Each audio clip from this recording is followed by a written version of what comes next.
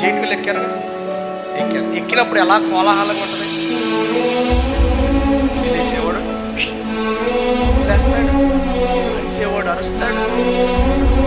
ఈ మధ్య మా బావమరిది ఒక వీడియో చూపించాడు. ఏ వీడియో? ఒక పెద్ద ఆవిడ జైంట్ వీల్ ఎక్కి వాడిని ఏమంటుంది తెలుసా? ఒరే ఆపరా, ఏసై నన్ను కాపాడు. అసలు నేను ఎవరు ఎక్కమన్నారు? మళ్ళా జైంట్ వీల్ ఎక్కితే నేను కాపాడడానికి ఎవరు రావాలంట? ఏసై నన్ను కాపాడు. మీరు చూసే ఉంటారు, దొంగలు ఇలాంటి ఎక్కువ చూస్తారు కదా. చూసారా అన్నదా లేదా ఏసై అని? నిజంగా నాకు అనిపించింది అసలు ఎందుకు ఎక్కాలి?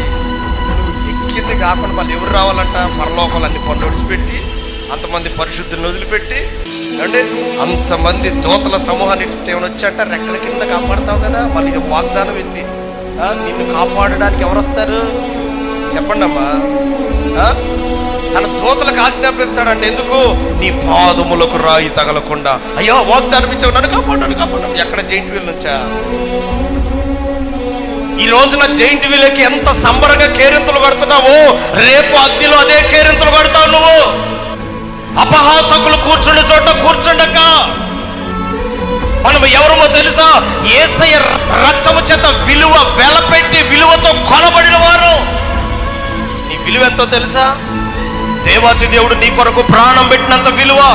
అంత విలువైన వ్యక్తివి నువ్వు వెళ్ళి ఆ సరదాల్లో గడుపుతావు, ఆ సంబరాల్లో మునిగిపోతావు, నిత్యం ఆ వ్యర్థమైన మాటల మధ్య బ్రతుకుతూ ఉంటావు. మరి యేసయ్యకి నీ మీద ఏం రాదు? కోపం రాదా?